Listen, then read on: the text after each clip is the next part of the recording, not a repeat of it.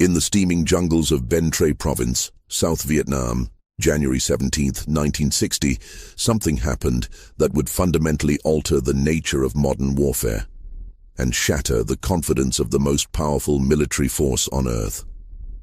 5,000 women materialized from the Mekong Delta villages like specters from an ancient nightmare, surrounding fortified military positions with nothing but bamboo sticks carved to look like rifles. The soldiers inside, trained by American advisors and armed with modern weaponry worth millions of dollars, fled in absolute terror, abandoning their posts, their weapons, their very sense of reality. What these soldiers had witnessed wasn't supernatural. It was something far more disturbing. The birth of a psychological warfare campaign so sophisticated, so deeply rooted in primal human fears and cultural manipulation that even today, over 60 years later, classified documents about these operations remain sealed in Pentagon archives, deemed too dangerous for public release. The woman who orchestrated this impossible victory would become known to American intelligence as the most dangerous individual in Southeast Asia. A figure so terrifying that seasoned combat veterans would refuse to speak her name aloud. Yet her story barely appears in Western history books, deliberately suppressed by authorities who understood that some weapons are too terrible to acknowledge. Before we continue with the story of Nguyen Dinh and the psychological horrors she unleashed upon thousands of American soldiers, if you're fascinated by the darkest chapters of military history that governments desperately tried to bury, subscribe to Liturgy of Fear right now and hit that notification bell. And tell us in the comments, what state or city are you listening from? We love knowing where our community of dark history enthusiasts are tuning in from around America. What you're about to hear challenges everything you've been told about the Vietnam War and reveals why certain veterans still wake up screaming from nightmares that may not have been dreams at all. The Mekong Delta in 1960 was a labyrinth of waterways, rice paddies, and dense jungle that seemed designed by nature itself to swallow armies whole. Ben Tre Province, known locally as the Land of Coconut, stretched across this hostile terrain like a green wound, its population of 800,000 souls caught between competing forces that would tear their world apart. The humid air hung thick enough to choke on, carrying the sweet stench of rotting vegetation mixed with something else. The metallic tang of fear that had settled over the region like morning fog since the French colonial days. This was a landscape where visibility rarely exceeded 30 feet, where the jungle seemed to breathe with malevolent life, where the line between civilization and primordial wilderness blurred until it disappeared entirely. Into this world of shadows and whispers was born Nguyen Dinh on March 15, 1920, the youngest daughter of a peasant family in Luong Hoa Commune, Gyeong Trom District. Her childhood coincided with the brutal efficiency of French colonial rule, where public executions served as afternoon entertainment and entire villages could disappear overnight for harboring the wrong sympathies. The French had perfected a system of terror that went beyond simple violence. They understood that fear was most effective when it became atmospheric, when it seeped into daily life like humidity, inescapable and oppressive. Young Dinh grew up witnessing scenes that would haunt most people for life. At age 7, she watched French soldiers force her entire village to observe the slow dismemberment of a suspected revolutionary. The man's screams echoed across the rice paddies for hours, but what disturbed her most wasn't the violence. It was the calculated precision with which the French commander orchestrated the spectacle, timing each cut to maximize not the victim's pain, but the observer's psychological trauma. She noticed how he watched the crowd more than the victim, studying their reactions, noting who looked away, who vomited, who stood frozen in horror. This was her first lesson in psychological warfare. By 16, she had witnessed enough systematic cruelty to understand that human beings, given the right circumstances, were capable of horrors that defied comprehension. But unlike others who were broken by these experiences, Dinh studied them with the detachment of a scientist observing an experiment. She began to understand patterns in human fear, the way trauma could spread through a community like a virus. how certain images or sounds could trigger responses that bypassed conscious thought entirely. The transformation from farm girl to revolutionary began not with ideology, but with personal tragedy that would forge her into something unprecedented in military history. In October 1938, she married Nguyen van Bich, a member of the Indo-Chinese Communist Party known for his charisma and dedication to independence. Their happiness was short-lived. In October 1939, when Dinh was 9 months pregnant with their first child, French colonial police surrounded their home in a pre-dawn raid. She watched from a hidden compartment as they beat her husband unconscious, his blood pooling on the floor of the home they had built together. She would visit him once in prison, 3 days after giving birth to their son, Nguyen. The meeting lasted 15 minutes. Bich, barely recognizable through the bruises and swelling, whispered instructions that would guide her for the rest of her life. They think they understand fear because they can cause it, but they don't understand that fear, properly cultivated, can be turned back on its creator like a mirror. Remember this. 6 months later, she received word that Bich had died in Condau prison, though the authorities refused to return his body or explain the circumstances of his death. Locals whispered about the torture chambers of Condau, where political prisoners were kept in underground tiger cages, concrete pits barely large enough for a man to crouch in, with iron bars for ceilings that allowed guards to urinate and defecate on prisoners below. They were fed rice mixed with sand until their teeth ground down to stumps, salt water that drove them mad with thirst, fish sauce crawling with maggots. Some prisoners reportedly began eating their own flesh. Others simply stopped responding to stimuli entirely, their minds retreating so far from reality that even extreme torture couldn't reach them. These stories would later inspire some of Dinh's most disturbing psychological techniques. The French arrested Dinh herself in June 1940, when her son was only 8 months old. The arrest was orchestrated for maximum psychological impact. They waited until she was breastfeeding, then tore the infant from her arms. The child's screams followed her as they dragged her away, a sound she would later say never truly left her consciousness. During 3 years in Bara prison, she learned lessons that would later terrorize American forces.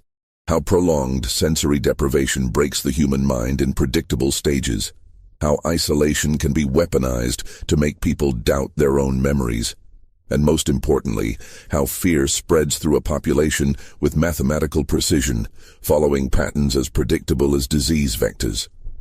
Bara prison was where Dinh began her transformation from victim to architect of fear. She observed how different prisoners broke under different pressures. Some could withstand physical torture, but crumbled when forced to listen to recordings of their children crying.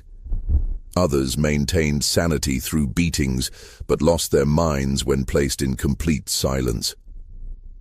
She began keeping mental notes, creating profiles of human psychological vulnerabilities that would later become the foundation of her warfare doctrine. Upon her release in 1943, suffering from severe malnutrition and what French doctors dismissively diagnosed as female hysteria, but was likely severe PTSD, Dinh found a South Vietnam transformed by Japanese occupation and growing revolutionary fervor. The Viet Minh resistance was gaining strength, and Dinh, hardened by loss and imprisonment, threw herself into organizing women in Bến Tre province. But she brought something different to the resistance, an understanding of psychological manipulation that went beyond simple guerrilla tactics. She had observed how the French used terror not just to kill, but to paralyze entire populations with dread. She had seen how rumors could be more powerful than bullets, how the anticipation of violence could destroy morale more effectively than violence itself. Most importantly, she had learned that the human mind, when pushed to its limits, could be programmed like a machine. Given the right triggers, people would respond in predictable ways, regardless of their training or conscious will. By 1945, as World War II ended and Vietnam erupted in revolution, Dinh had remarried to Nguyen Hue Tri, a fellow revolutionary who shared her dedication, but was sometimes unsettled by the cold calculation with which she planned operations. She spoke of warfare not in terms of territory or casualties, but in terms of breaking the enemy's mind, of making them see threats everywhere, trust no one, and ultimately turn their weapons on shadows. She had begun developing what she called the doctrine of imposed madness. The idea that you could drive an enemy insane without ever directly engaging them, simply by controlling their perceptual environment carefully enough. In 1946, she was selected as part of a 4-person delegation to travel north and meet with Ho Chi Minh himself to request weapons and support for the Southern resistance. Ho, upon meeting her, reportedly said, "This woman understands something that our military commanders do not, that in modern warfare, the mind is both the ultimate weapon and the ultimate target." He approved her requests. But more importantly, he gave her permission to develop her psychological warfare theories without interference from traditional military command. The morning of January 17, 1960, began with an unnatural stillness that veteran soldiers would later recognize as the calm before psychological hell was unleashed.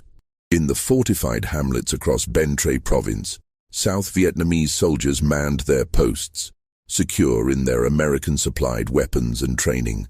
They had no idea they were about to become subjects in one of the most disturbing military experiments in human history. For months, Dinh had been meticulously preparing what she codenamed Operation Mind Spider, though the name itself was part of the psychological operation, designed to be discovered and inspire paranoid speculation about webs and entanglement. Her preparation went far beyond conventional military planning. She had assembled detailed psychological profiles of every soldier in every outpost, gathered through an intelligence network that included prostitutes, barbers, laundrywomen, and even children who sold fruit to the soldiers. These profiles were terrifyingly complete.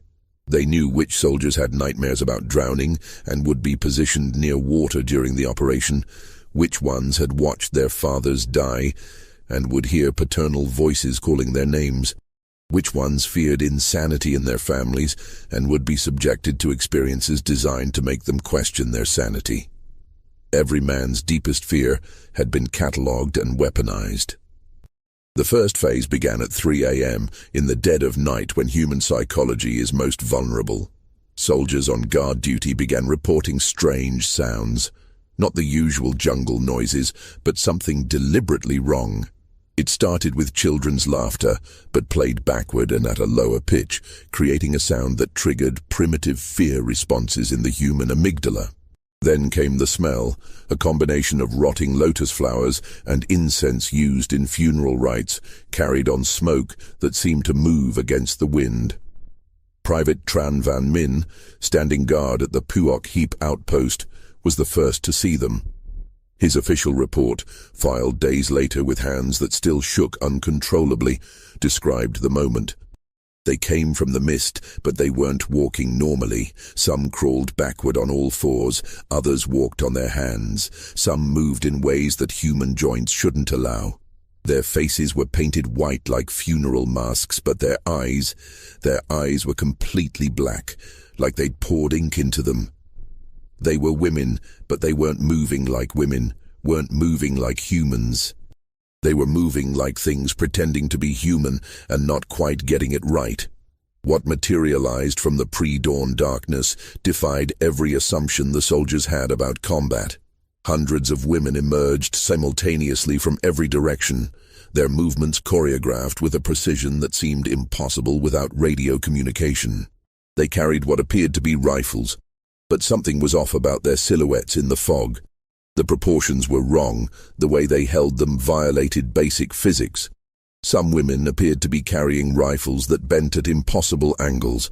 Others held weapons that seemed to shift and change shape in the mist. The women began their assault not with bullets, but with sound. They spoke in unison, but not in sentences, in fragments, overlapping voices that created a wall of sound where individual words became meaningless. But the emotional impact was overwhelming. They spoke in the local dialect, but with tonal variations that made familiar words sound alien and threatening.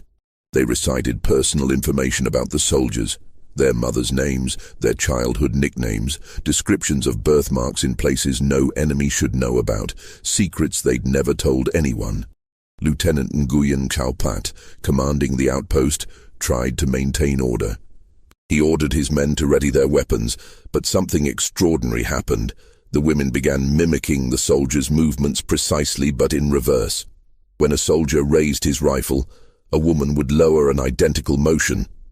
When someone stepped forward, their mirror stepped back. It created a deeply disturbing visual effect, as if reality itself had developed a malfunction. The psychological attack escalated with theatrical precision. The women produced photographs, hundreds of them, and began throwing them toward the fortifications.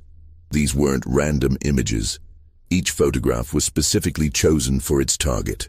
Soldiers found pictures of their own funerals, expertly doctored but looking completely real. Others showed their families at home, but with subtle wrongness. A child with too many fingers, a wife whose smile was too wide, a mother whose eyes were solid black. The photographs were dated in the future, suggesting events that hadn't happened yet. Then came what survivors called the revelation phase. The women began revealing secrets that should have been impossible to know. They called out soldiers by name and described dreams they'd had the night before, conversations they'd had in private, letters they'd written but never sent. One woman stood directly in front of the outpost and recited, word for word, a prayer that Private Nguyen Van Duke had whispered to himself every night since childhood. A prayer his grandmother had taught him, that he'd never spoken aloud to anyone. The firecrackers began at exactly 4:17 a.m. Dinh had chosen this time because in Vietnamese numerology, it represented death and change. But these weren't ordinary firecrackers. They'd been modified with chemicals that produced sounds mimicking specific weapons: American M16s, Soviet AK-47s, Chinese grenades. The acoustic pattern was deliberately confusing, making it impossible to determine where attacks were coming from or even if there were real weapons mixed with the fake ones. The smoke they produced had been mixed with hallucinogenic compounds derived from local plants. Not enough to cause full hallucinations, but sufficient to make the edges of vision unreliable, to make shadows move independently. Private Min would later describe the moment his unit broke. The woman in front of me, she pulled off her face. Not like a mask, she peeled it off like skin, and underneath was another face exactly like mine. I saw myself staring back at me, mouthing words I was thinking but hadn't said. That's when I ran. We all ran. You can't fight something that gets inside your head like that. The soldiers fled in complete panic, many stripping off their uniforms as they ran, as if the clothing itself was contaminated with madness. Some were found days later, wandering naked through the jungle, unable to explain what they'd experienced. Others never stopped running, deserting entirely rather than risk facing what they'd seen again. In less than 6 hours, without firing a single real bullet, Dinh's force had captured 159 weapons, including machine guns, mortars, and thousands of rounds of ammunition. But the weapons were secondary to the real victory, the psychological contamination that spread from the fleeing soldiers like a disease. They carried their terror back to other units, their stories growing more disturbing with each telling. Within days, soldiers throughout the province were reporting nightmares about women with backward faces, rifles that turned into snakes, photographs that changed when you weren't looking at them. The fear became self-sustaining, requiring no further action from Dinh's forces to maintain its grip on the enemy's psyche. In the weeks following the Phuoc Heap incident, the South Vietnamese military command and their American advisors found themselves facing a crisis unlike anything in their training or experience. The official reports from fleeing soldiers were so bizarre, so inconsistent with conventional warfare, that many were immediately classified and buried. Those who insisted on telling their stories were often subjected to psychiatric evaluation, diagnosed with acute stress reactions and quietly removed from active duty. Lieutenant Colonel James Harrisburg, a career military officer with combat experience in World War II and Korea, arrived in Ben Tre Province on January 25, 1960, tasked with investigating what official reports called an irregular enemy action utilizing unconventional tactics. What he found challenged everything he thought he knew about warfare. His private journal, declassified in 1995 after his death, provides a window into the American military's growing realization that they were facing something unprecedented. January 28, 1960, interviewed 12 soldiers from the Puok Heap outpost. Their stories are consistent in their inconsistency. Each man experienced something different, yet they all describe the same overwhelming sensation of reality coming apart. Private Tran claims he saw his dead grandfather among the attackers.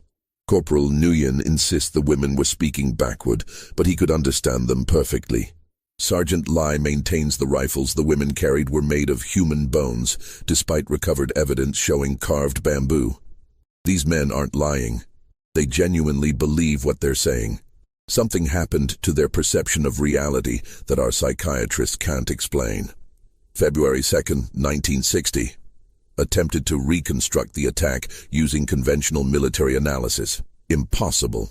The coordination required for simultaneous emergence from multiple directions suggests radio communication, but no equipment was found. The psychological profiles of our soldiers that the enemy possessed included information that wasn't in any file, wasn't known to commanding officers, in some cases wasn't known to anyone but the soldiers themselves. How do you gather intelligence on a man's private thoughts? February 8, 1960, met with a French colonel who served here in the 40s. He went pale when I described the tactics, said he'd seen similar things on a smaller scale, called it guerre psychologique totale, total psychological warfare. He warned me that the woman behind this, Nguyen Dinh, had spent years studying French interrogation techniques but had improved them. He used the word evolved. He said she understood something about the human mind that Western military science was only beginning to grasp, that consciousness itself could be weaponized. The impact of January 17th rippled outward through the military structure like cracks spreading through glass. Within days, garrisons throughout the Mekong Delta reported similar incidents. Women appearing at dawn or dusk, always when the light played tricks on the eyes, always with that disturbing synchronization that suggested a hive mind rather than individual actors. But each incident was different, tailored to the specific fears and vulnerabilities of its targets. At the Ba Tri district outpost, the women didn't speak at all. They simply stood in perfect silence for 7 hours, unblinking, unmoving except for synchronized breathing that created an audible rhythm like a massive heartbeat. When soldiers tried to approach them, they would step back in perfect unison, maintaining exact distances. One soldier fired a warning shot. The women didn't flinch, didn't react at all, as if the bullet hadn't existed. The psychological pressure of their presence became so unbearable that the garrison abandoned their post without a shot being fired at them. In Gyeong Trom, the attack took the form of what witnesses called the Night of Wrong Songs. Women surrounded the military compound and began singing lullabies, but the lyrics were subtly wrong, describing violent deaths in the gentle tones mothers used to soothe children. They sang in perfect harmony, but each verse became progressively more disturbing, describing in sweet, soft voices how soldiers would die, not threats, but stated as simple facts, as if reading from a history that had already been written. Dinh herself had relocated to a series of hidden command posts throughout Ben Tre Province, moving constantly but somehow maintaining perfect coordination of operations across hundreds of square miles. American intelligence would later discover she had developed a communication system based on traditional Vietnamese folk songs, where minute variations in tone and rhythm could convey complex military instructions. To casual listeners, it sounded like peasant women singing while working in the fields. To her trained operators, it was a sophisticated command and control network that no amount of radio intercepting could detect. or decode. By March 1960, she had expanded the long-haired army to nearly 5,000 women, organized into cells that operated with disturbing autonomy. Each cell was trained not just in conventional guerrilla tactics, but in what Dinh called consciousness warfare. They learned how to exploit the gap between perception and reality, how to create experiences that would lodge in a soldier's mind like psychological shrapnel, causing damage that continued long after the encounter ended. Training for the long-haired army was itself a form of psychological conditioning. Women would spend weeks in complete darkness, learning to navigate by sound and smell alone. They practiced moving in ways that violated normal human movement patterns, training their bodies to create visual disturbances that would trigger uncanny valley responses in observers. They learned to speak in overlapping patterns that created acoustic illusions, to use traditional Vietnamese theater techniques to project voices that seemed to come from impossible directions. Most disturbingly, they were trained in what Dinh called memory implantation. Through careful questioning of prisoners and informants, they would gather fragments of soldiers' past experiences, then weave them into encounters that felt like recovered memories. A soldier might suddenly remember seeing one of Dinh's operators at his mother's funeral years ago, or recall a woman warning him about his death in a dream he'd forgotten until that moment. These false memories were crafted so skillfully that even under hypnosis, subjects couldn't distinguish them from real experiences. The American response to this new form of warfare was initially one of denial and suppression. Official reports minimized the psychological aspects, attributing the soldiers' reactions to combat stress and jungle fever. But privately, military intelligence was in crisis mode. A classified CIA report from April 1960 stated, "We are facing an enemy that has weaponized the human mind itself." Traditional military doctrine assumes that soldiers, properly trained, can maintain operational effectiveness despite fear. But what happens when the enemy can induce states of consciousness where training becomes irrelevant, where the soldier's own perception becomes the enemy? By mid-1961, American military involvement in Vietnam was escalating rapidly, and with it came increased scrutiny of Dinh's psychological warfare methods. The Kennedy administration, alarmed by reports of entire South Vietnamese units being rendered combat ineffective without suffering a single physical casualty, authorized a series of classified research programs aimed at understanding and countering what they termed cognitive warfare.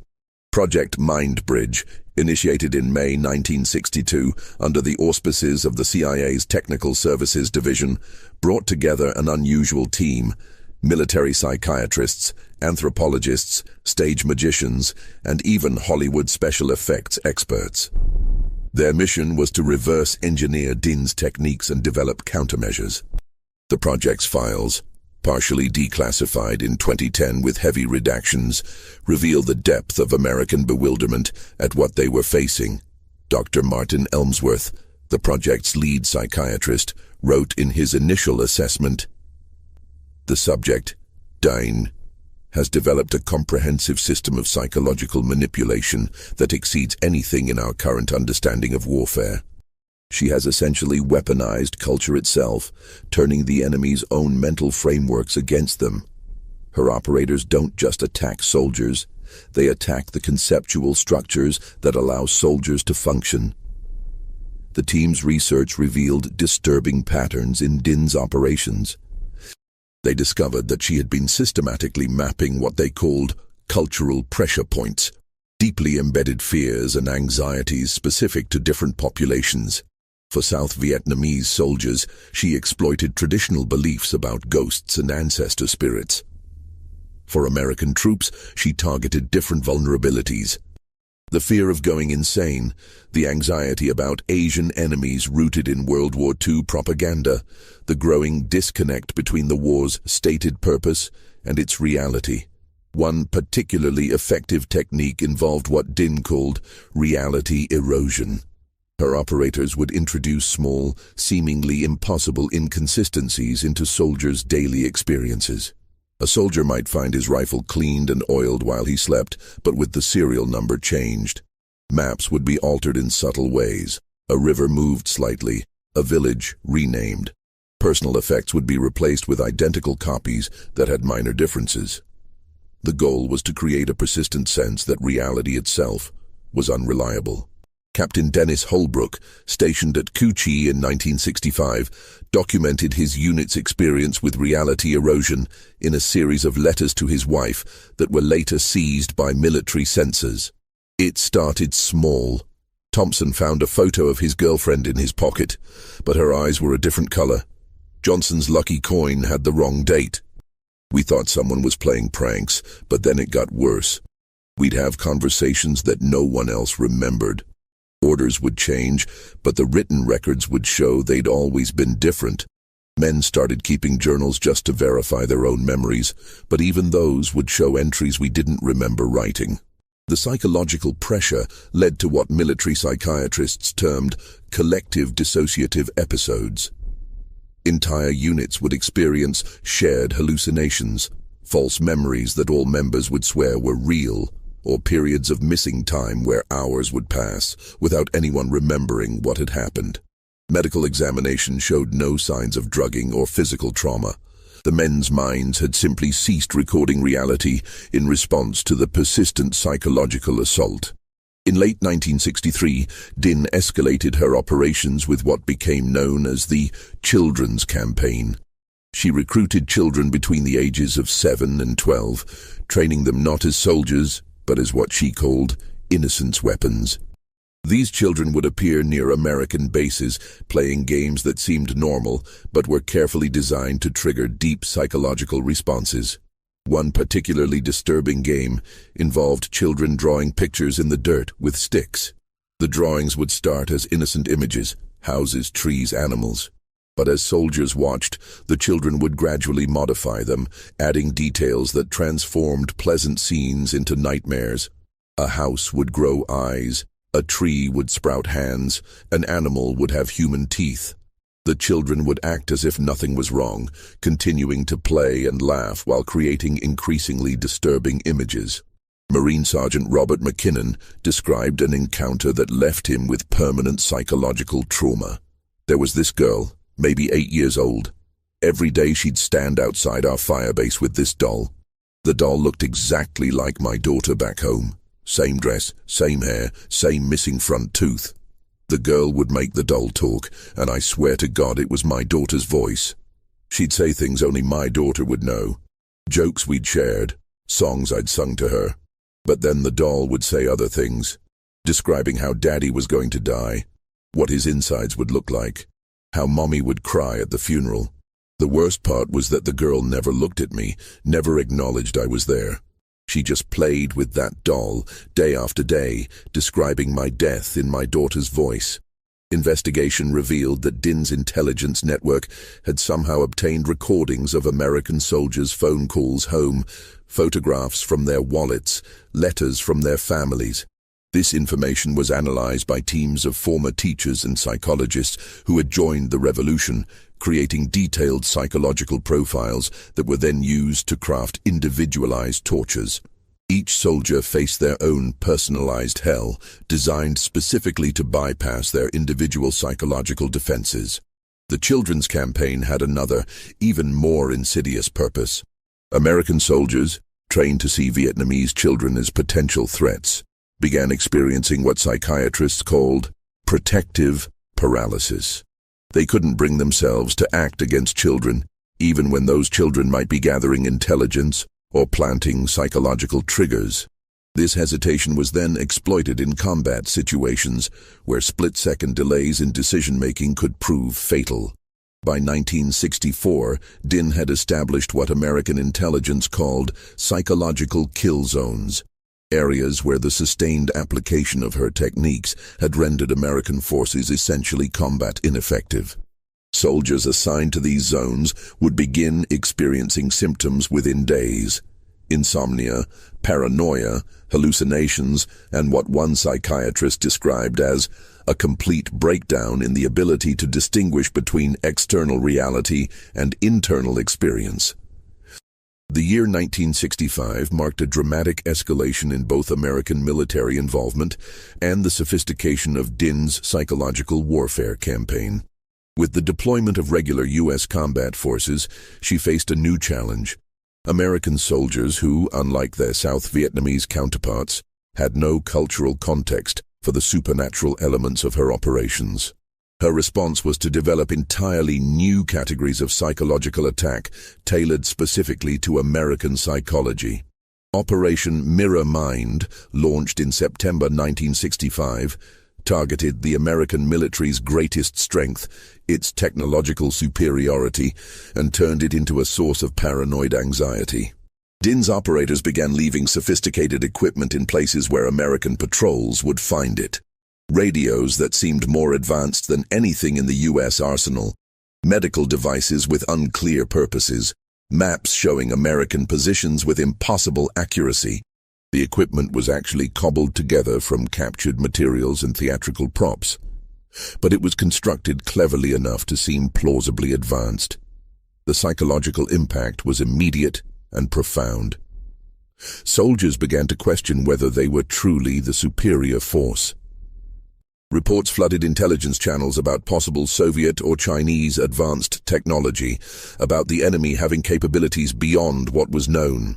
The Pentagon spent millions investigating these captured devices, only to eventually discover they were elaborate fakes. But by then, the seed of doubt had been planted in thousands of soldiers' minds. Lieutenant Michael Danforth, serving with the 1st Infantry Division, wrote in a letter that was later classified, "We found this device in a tunnel complex. It looked like some kind of scanner, with lights that responded to our presence. Displays showing what looked like our vital signs. The tech guys couldn't figure out how it worked. Some said it was reading our thoughts. Others claimed it was predicting our movements. Turns out it was just mirrors and pressure plates with battery-powered lights. But for weeks, we believed the enemy had technology that could see inside our minds. That fear never really went away."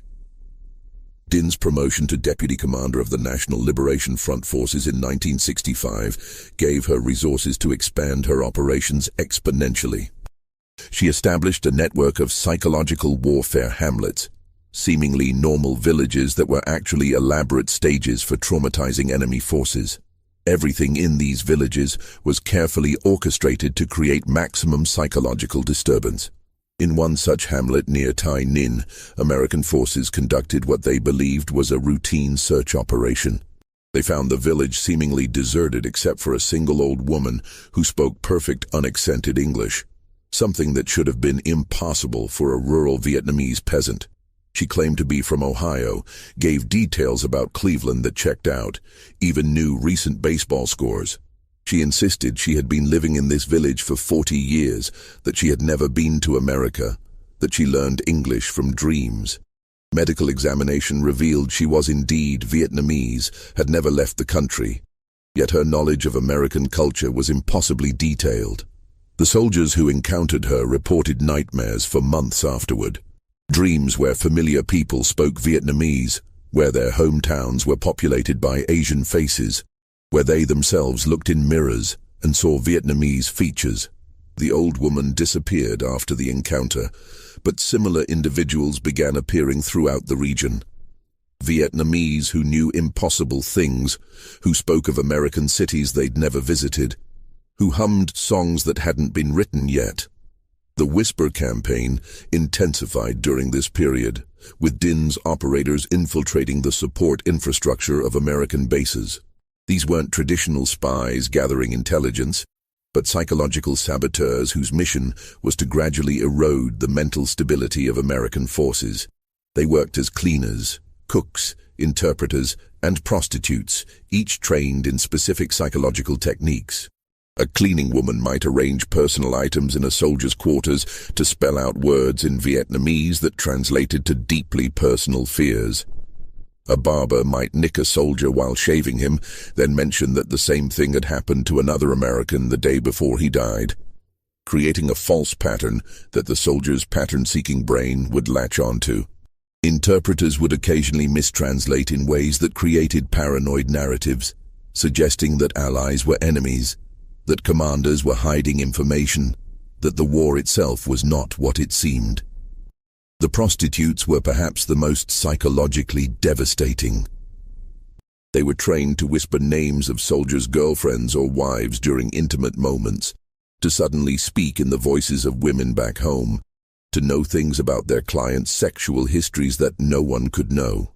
Some soldiers reported that these women would suddenly age decades in moments, their faces transforming into elderly versions that predicted how long the soldiers had to live. Whether through makeup, lighting tricks, or induced hallucinations, the effect was devastating to morale. By late 1966, Dinh had orchestrated what many consider her masterpiece of psychological warfare, Operation Siren's Call. This operation targeted the fundamental trust between American soldiers and their South Vietnamese allies, exploiting racial tensions and cultural misunderstandings to create an atmosphere of total paranoia. The operation began with a series of seemingly unrelated incidents. South Vietnamese soldiers attached to American units began experiencing what appeared to be personality changes. A previously cheerful translator became morose and silent. A trusted scout began making small but significant navigational errors. A liaison officer started forgetting English words he had known for years. Medical examination showed nothing wrong, and the affected soldiers seemed genuinely confused by the changes. The truth, when finally uncovered by Army intelligence, was more disturbing than any conspiracy theory. Dinh's operators had been kidnapping South Vietnamese soldiers during routine operations, subjecting them to intense psychological conditioning using a combination of sensory deprivation, hypnosis, and what she called personality fragmentation therapy. The soldiers weren't turned into enemy agents. That would have been too simple to detect. Instead, their personalities were deliberately destabilized, turned into walking sources of uncertainty and fear. Just when we thought we understood the depths of psychological warfare in Vietnam, the true horror of Dinh's methods was about to be revealed.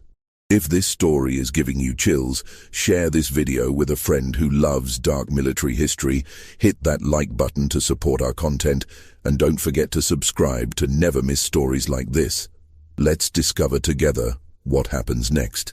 The Tet Offensive of January 1968 marked the moment when Dinh's psychological warfare techniques reached their terrifying crescendo.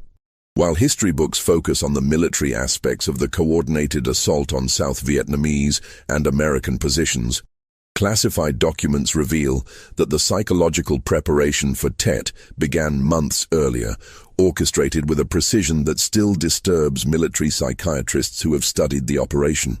Starting in September 1967, American bases throughout South Vietnam began reporting a phenomenon that defied rational explanation. Soldiers were experiencing what they called the dreams. But these weren't normal nightmares. They were shared visions, experienced simultaneously by men who had never met, containing specific details that would later prove prophetic. The dreams always followed the same pattern: a celebration that turned into slaughter, fireworks that became gunfire, friends who revealed themselves as enemies, familiar faces that peeled away to show death beneath. Private First Class Michael Thornton, stationed in Saigon, recorded in his journal on December 15, 1967, had the dream again last night. We were all celebrating New Year's Vietnamese style. Paper dragons, firecrackers, the whole thing. Everyone was laughing, drinking, even the Vietnamese seemed friendly. Then the dragon's mouth opened, and instead of a man inside, there was nothing. Just black. An absence of everything, and from that black came bullets, but they weren't really bullets. They were words in Vietnamese that I could somehow understand, and they were telling me things about myself that nobody knows, things I've never told anyone, things I've tried to forget, about what I did to that girl in Da Nang, about how I really feel about the war, about what I want to do to Lieutenant Morrison. I woke up and found out 7 other guys in my barracks had the exact same dream, word for word. Even the parts about my secrets, except in their dreams, it was their secrets being revealed. The dreams intensified as Tet approached, becoming more specific, more prophetic. Soldiers dreamed of exact times and locations where attacks would occur, specific individuals who would betray them, particular wounds they would suffer. The psychological pressure was so intense that some units were at 50% combat effectiveness before the offensive even began, with soldiers refusing to stand in certain locations or interact with specific individuals based on their dreams. Dr. Sarah Blackwood, an army psychiatrist who studied the phenomenon, theorized that Dinh's operators had discovered how to induce specific dream states through a combination of subsonic frequencies, pheromone triggers, and visual cues planted throughout the day. But even she admitted this didn't fully explain how soldiers stationed hundreds of miles apart could experience identical visions on the same night, down to the smallest details. The truth, discovered only years later through captured documents, was that Dinh had spent 2 years developing what she called collective consciousness infiltration. Using a combination of traditional Vietnamese meditation techniques, modern psychological conditioning, and what could only be described as weaponized folklore, her operators had learned to plant what she termed psychic viruses, ideas that would spread from mind to mind through social contact, growing more detailed and more terrifying with each transmission. As January 30th, 1968 approached, the psychological operations reached a fever pitch. In the days leading up to Tet, Dinh's operators executed what they called the Revelation Protocol. Trusted South Vietnamese allies began revealing impossible knowledge, battle plans that hadn't been finalized, personal information about soldiers that had never been documented, future events described with uncanny accuracy. Some spoke in the voices of dead comrades. Others would switch mid-conversation into perfect regional American accents, speaking as if they were homesick GIs from Iowa or Texas, then switch back with no memory of what they'd said. On the night of January 29th, mere hours before the offensive began, thousands of American and South Vietnamese soldiers reported the same phenomenon. Absolute silence. Not quiet. Silence. No insects, no wind, no ambient noise of any kind. The silence was so complete that soldiers could hear their own blood flowing, their own neurons firing. Many reported that in this silence they could hear whispers in Vietnamese that seemed to come from inside their own skulls, counting down to something terrible.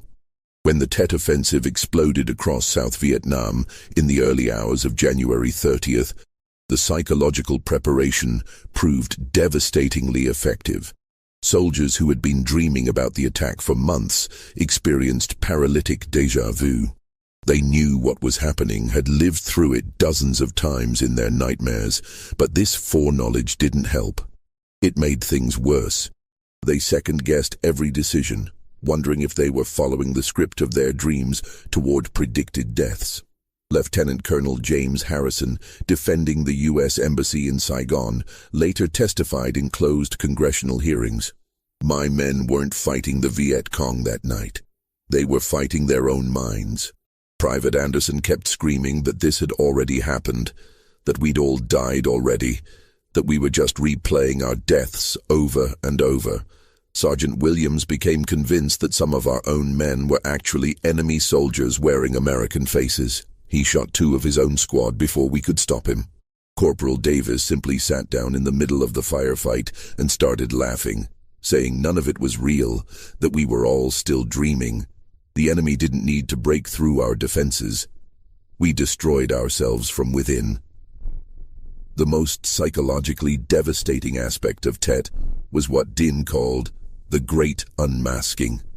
Throughout the offensive, trusted South Vietnamese allies, people who had worked alongside Americans for years, suddenly revealed themselves as long-term psychological operatives.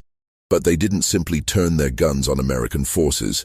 Instead, they began describing, in perfect detail, every moment of manipulation they had performed over the years. A translator who had worked at MAC-V headquarters for 3 years stood up during the attack and began listing every piece of misinformation he had planted, every paranoid thought he had seeded, every small act of psychological sabotage he had performed. He revealed how he had been slowly driving specific officers insane, documenting their gradual mental deterioration with clinical precision. Then, having delivered his revelation, he returned to fighting alongside the Americans as if nothing had happened, claiming no memory of what he'd said. These revelations shattered the fundamental trust necessary for military operations. Americans could no longer tell if their allies were enemies, if their enemies were allies, or if the entire distinction had become meaningless. Some soldiers reported that during the fighting, enemy and friendly forces would spontaneously switch roles. Viet Cong would suddenly fight alongside them against South Vietnamese forces, then switch back without transition. Whether this actually happened or was a mass hallucination brought on by months of psychological conditioning remains unclear. Nguyen Dinh herself, now operating with the authority of a general, though not yet officially holding the rank, coordinated the psychological aspects of Tet from a command bunker that was itself a masterpiece of psychological warfare. Built beneath a Buddhist temple in Ben Tre, the bunker was designed to disorient anyone who entered it. Corridors that seemed to go straight actually curved imperceptibly, making people walk in circles while believing they were going forward. Rooms were built with subtly wrong angles that triggered subconscious discomfort. The air was infused with incense that contained mild psychoactive compounds that enhanced suggestibility. Subordinates who met with Dinh during Tet reported that she seemed to exist in multiple places simultaneously. They would see her in one room, leave, and find her already waiting in their destination with no possible way she could have gotten there first. Some reported having entire conversations with her that she later denied, while others found written orders in her handwriting that she claimed never to have written. Whether through doubles, drugs, or sheer psychological manipulation, she had made herself into a figure that seemed to transcend normal human limitations. On February 2nd, as the initial phase of Tet wound down, Dinh issued what became known as the Prophecy, a series of predictions about the war's future that were broadcast through hidden speakers throughout areas where American forces were concentrated. The prophecy described in disturbing detail the eventual American withdrawal, the fall of Saigon, specific dates and events that wouldn't occur for years. At the time, it seemed like propaganda. In retrospect, its accuracy was so precise that some intelligence analysts believe Dinh had somehow managed to implant post-hypnotic suggestions in key military and political figures that influenced their future decisions. The years following Tet saw Nguyen Dinh elevated to legendary status within North Vietnamese military circles. In April 1974, she was officially promoted to Major General, becoming the first woman in Vietnamese history to achieve that rank. But by then, her psychological warfare techniques had already achieved their ultimate goal, not just military victory, but the complete psychological contamination of an entire generation of American soldiers. The Paris Peace Accords of 1973 and the eventual fall of Saigon in 1975 were, according to captured Vietnamese documents, events that Dinh had psychologically scripted years in advance. She had spent the final years of the war not fighting battles but planting what she called seed memories, psychological triggers that would influence American political and military decisions long after the fighting ended. Veterans returning home carried these seeds with them, spreading a contagion of doubt and fear that influenced public opinion and policy in ways that are still being discovered. Dr. Richard Knowles, who spent 15 years treating Vietnam veterans at the VA hospital in Los Angeles, documented patterns of psychological damage that didn't match any known form of PTSD. These men had memories that couldn't have happened, knowledge they couldn't have acquired, fears of things that didn't exist. They would draw symbols they'd never seen before, speak phrases in Vietnamese they claimed not to know, describe in perfect detail places they'd never been. It was as if their consciousness had been infected with foreign experiences, and these infections would sometimes spread to their families, their therapists, anyone who got too close to their trauma. The support groups for Vietnam veterans began reporting disturbing phenomena. Men who had never served together, had never even been in the same province, would describe identical experiences. Not similar, but identical, down to names, dates, specific sensory details. They shared memories of a woman they all called the General, a figure who appeared differently to each man, but whom they all recognized as the same person. She would appear in their dreams even decades after the war, sometimes young, sometimes old, always knowing things about their present lives that should have been impossible. In 1982, a gathering of veterans in Washington, D.C. for the dedication of the Vietnam Veterans Memorial experienced what witnesses called a collective episode. Hundreds of men simultaneously fell silent, their eyes unfocusing, all turning to look in the same direction, toward a woman in the crowd who wasn't there when people looked directly at her. For exactly 3 minutes, these men stood frozen, tears streaming down their faces, before suddenly returning to normal with no memory of what had happened. Security footage from the event, reviewed years later, showed no woman in the location they had all been staring at, just an empty space that seemed to shimmer slightly, as if the air itself was wrong. The true extent of Dinh's psychological operations only began to emerge in the 1990s, when both American and Vietnamese archives were partially open to researchers. What they found challenged fundamental assumptions about the nature of consciousness and the limits of psychological manipulation.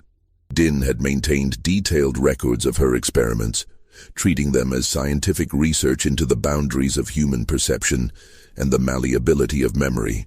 Her notes, written in a unique cipher that combined Vietnamese, French, and mathematical notation, revealed a systematic approach to consciousness manipulation that anticipated later discoveries in neuroscience by decades. She had developed techniques for creating what she called persistent cognitive anomalies, mental states that would maintain themselves indefinitely, resistant to therapy or medication. She had discovered ways to link multiple consciousness together, creating shared experiences across time and space. Most disturbingly, she had found methods of implanting experiences that would only activate years or decades after the initial conditioning, triggered by specific events or stimuli. One entry, dated March 15, 1969, her 49th birthday, was particularly revealing. The Americans believe warfare is about destroying the enemy's body or breaking their will. They don't understand that consciousness itself can be transformed into a weapon that continues firing long after the war ends. Every soldier who returns home carries with them a piece of the battlefield, not in their memories, but in the structure of their consciousness itself. They will spread what they've experienced like a virus, infecting their society with doubt, fear, and the knowledge that reality itself is negotiable.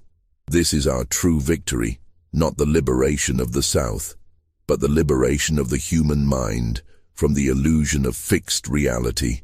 When Dinh died on August 26, 1992, her funeral was attended by thousands, including many of the women who had served in the long-haired army.